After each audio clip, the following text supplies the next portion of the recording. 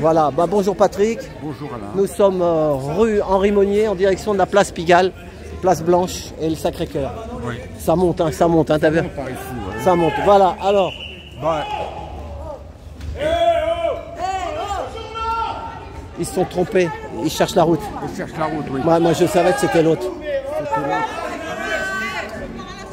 Allez-y pas trop vite les amis, il faut suivre derrière. Hein. Bon alors vas-y, on va. Attends là parce qu'on va voir ce qu'ils vont dire. Parce que si on va descendre, on va remonter. Alors vas-y. Bon, bah, la grande affaire de cette semaine, évidemment, c'est les droits de douane de Trump. Hein. Alors bon, ah oui, c'est 15%, je sais pas. Explique-nous parce que au moi. départ, c'était prévu 30%. Ah, ça redescend. 15%. Attends, je me mets de ce côté-là, tu sais toujours. Mets-toi à ma droite. Ouais.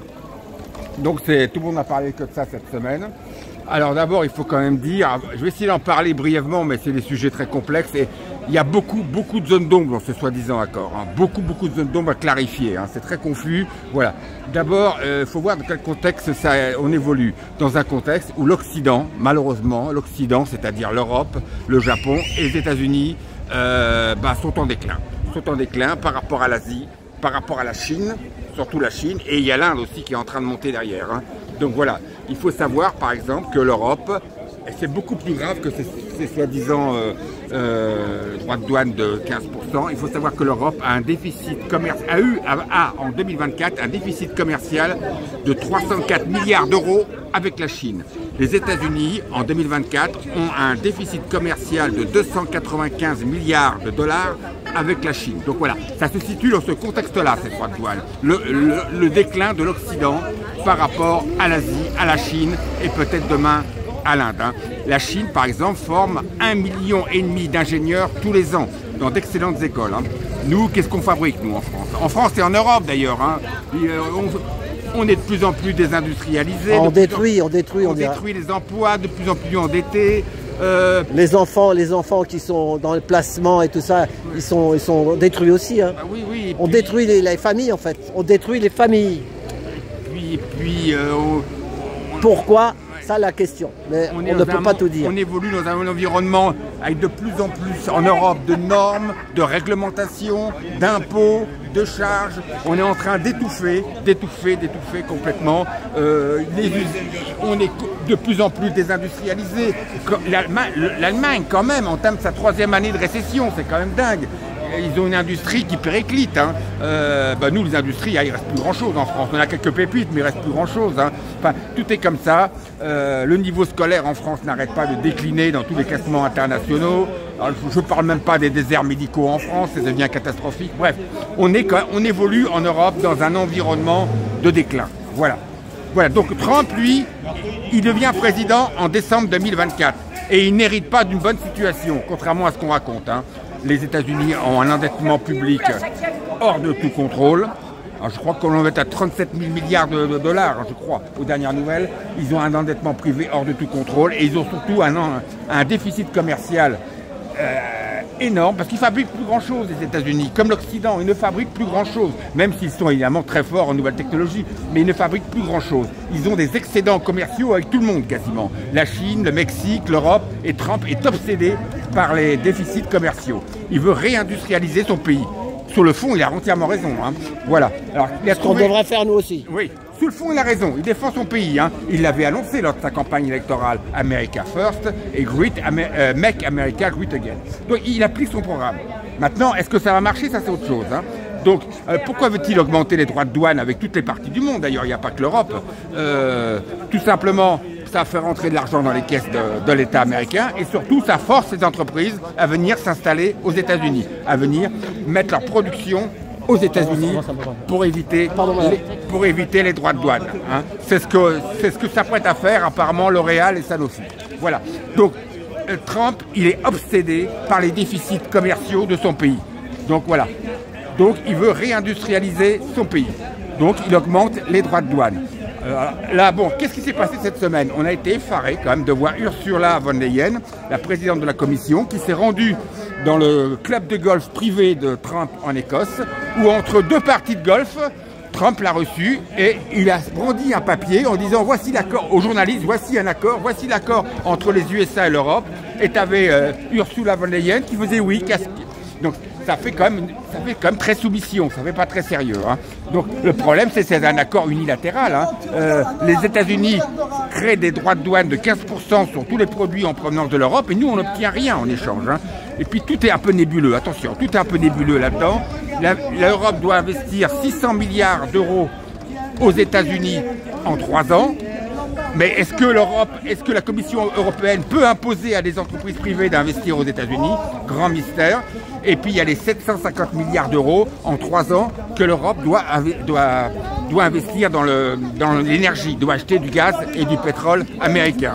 Du gaz de schiste, entre parenthèses, extrêmement polluant, hein, voilà, qui détruit la nature. Voilà, donc il faudra voir.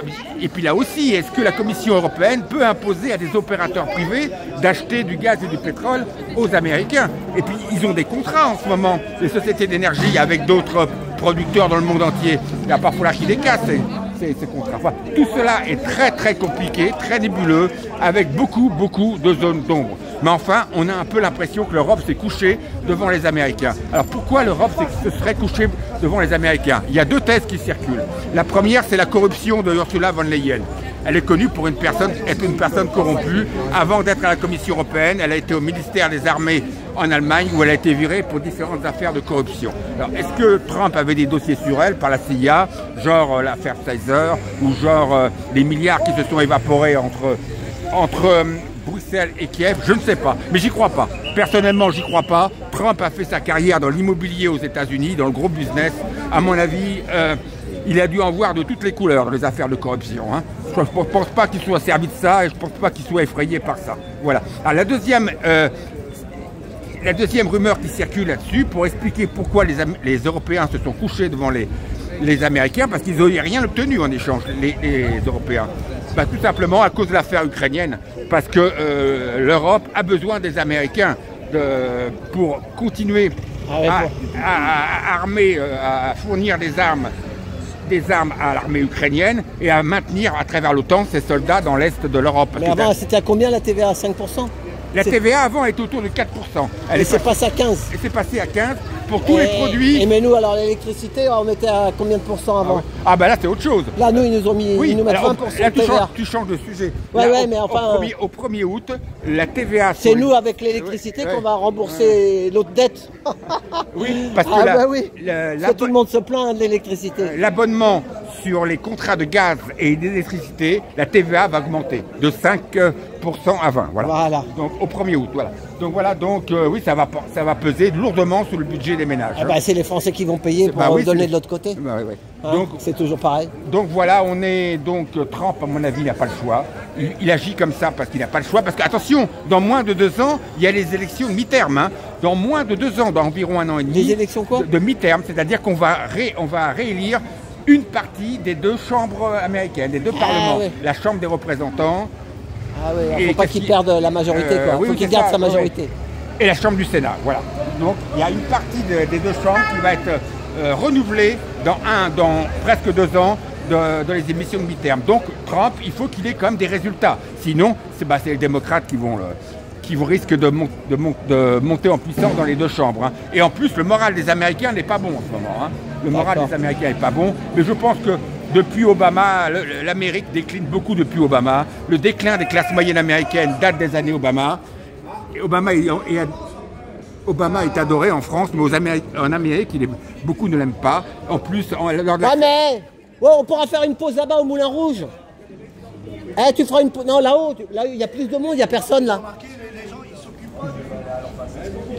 Sur les places, ouais. Sur la place là-haut. Non mais marchez pas trop vite. Marchez pas trop vite devant. Tu marches trop vite. C'est là-bas qu'il y a du monde. Voilà, c'est ça, place Blanche. Bah oui, c'est ce que je dis maintenant moi. Je dis ça puis je dis rien. Alors, l'expérience professionnelle des lieux. C'est ça, voilà. Ouais, alors donc, les Américains. Oui, donc Trump n'a pas trop le choix, hein, parce qu'il lui faut des résultats. Hein.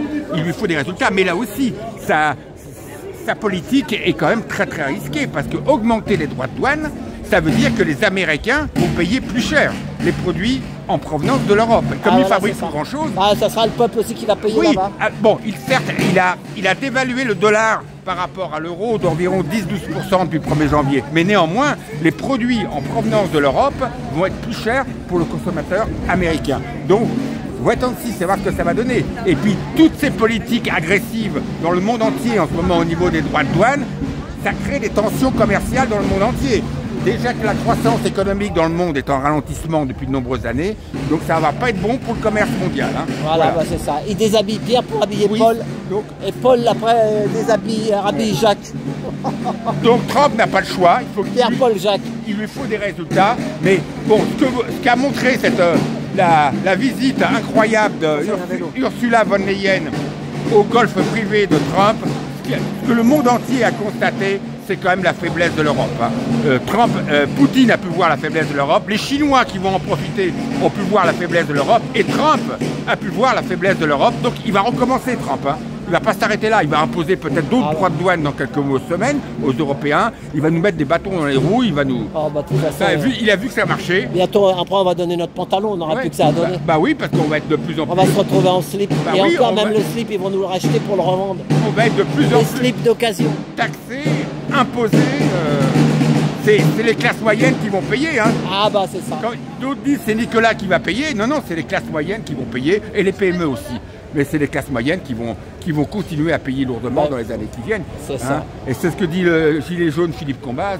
Est-ce que les classes moyennes, finalement, n'ont pas été qu'un accident de l'histoire? Parce que voilà, est-ce qu'on ne va pas retourner dans quelques années à une situation ancienne, avec quelques ultra-riches, quelques privilégiés, et puis le reste de la population qui se débrouillera, qui comme au végétera. temps des rois, quoi. Comme au temps des rois, comme ça a été quasiment tout le temps. Hein. C'est ça. Parce que les classes moyennes sont très récentes dans l'histoire de l'humanité. Elles datent des 30 glorieuses. Hein. C'est Mais ça. avant, ça n'existait pas, les classes moyennes. Donc voilà, est-ce qu'on ne va pas retourner à une Et, situation et les ancienne? agriculteurs qui sont en train de faire crever, là, tu sais, ouais. ils ferment de plus en plus, même Ah oui. des cheptels d'animaux, on leur trouve des maladies. C'est des maladies, des machins. Oui, on leur impose des tas de normes sanitaires qu'on n'impose pas à des Très gros. à des pays étrangers, Voilà. à des pays étrangers chez qui on fait venir des matières agricoles de loin au bout du monde, hein, le Mercosur là, notamment. Hein. Voilà, on fait venir de la nourriture de lointains pays étrangers avec quasiment pas de normes sanitaires. Tandis qu'on impose à nos agriculteurs des tas de normes sanitaires qui n'arrêtent pas de changer, qui n'arrêtes pas d'augmenter. Voilà. Bon, et ben, on passe le bonjour aussi à Sébastien Béraud. Tu connais Sébastien Oui, Béraud? oui. Voilà. Donc Voilà. c'est aux gens de bouger, c'est aux Français de bouger. Eh ben, on verra. Alors, ils disent. Et le 10, toi, qu'est-ce que tu penses du 10? J'attends pas grand-chose, moi. Voilà, c'est ça. Je sens pas les gens très mobilisés encore, hein, C'est malheureusement. Et Bon, tant, puis- tant qu'il ira bouffer, c'est Alain. Bah, tant non, qu'il ouais. ira bouffer dans le frigo. Ouais, C'est mais ça le truc. ouais, moi, je me rappelle quand je revenais de vacances, j'avais plus de sous. Ouais. J'avais le mot, mais il fallait lui acheter des fringues, les cahiers. ouais. Les gens, quand ils rentrent de vacances, ils sont fauchés comme les blés. Oui, hein. ils sont fauchés comme les blés, les impôts, les massacres. Voilà, il y a tout, il y aura tout, Ouais. l'augmentation de ci, l'augmentation de ça. Ouais. Tu crois qu'ils vont aller manifester un mercredi? non, Qu'ils non. vont arrêter de... J'y crois pas trop. Non, non, Et bah, toi- ils peuvent pas, ils sont pris par les crédits. Oui, Voilà. oui, parce qu'ils ont parlé cette semaine Surendettés. des ménages français qui n'ont jamais été autant endettés. Hein. Voilà, il y en a même qui prennent des crédits pour crédit à la conso pour aller en vacances. Alors, tu penses? Ouais. Ah non, non, non, malheureusement, les Français sont trop endettés et puis on les abrutit complètement. Regarde même les pharmacies qui ferment. Regarde Ah les oui pharmacies qui ferment. Attends, et Alain, t'as presque une pharmacie par jour qui ferme en France. Eh ben maintenant. voilà. T'as presque une pharmacie par jour qui ferme en France. Il y a des régions en France, j'étais en Haute-Loire au mois de mai, bah, il manque de pharmacie là-bas. Au Puy-en-Velay, t'étais? Oui, puis on veut Eh ben, c'est à côté de chez Sébastien Béraud. Ah, Il d'accord. habite là-bas. Ah d'accord, ouais, très belle région d'ailleurs. Voilà, c'est vrai. Magnifique région, les volcans Le d'Auvergne, c'est Puy, magnifique. Costaros, tout ça. Les gorges de la Loire, tout Voilà, ça, c'est c'est ça. magnifique. Mais là-bas, il manque de pharmacie. Hein. Et toi, tu vas partir en vacances bientôt là-bas? Oui, je vais partir à Ramatuelle. Oh, bah bravo. Une semaine à Ramatuelle dans un hôtel club. Ouais. Et tu pars où là? C'est quand? La semaine prochaine? En septembre. Ah, en septembre, donc tu es là au mois d'août, toi. Oui, oui. Tu tiens la permanence. Ouais. Eh ben, merci pour tout ça. Bon, t'as autre chose à dire, non? Non, non, non, non, voilà, bah, il faudra aux gens de se mobiliser, hein, parce que Ah, sinon, c'est ça, ouais, mais bon. les 43 milliards d'économies de Beyrouth, c'est que le début du début du début. Hein, parce que- C'est ça. Bon, bah merci de nous partager ton savoir. Voilà, Merci. merci, Alain. Merci Patrick. Voilà. Allez, eh ben merci à tout ça et on arrive à Moulin Rouge.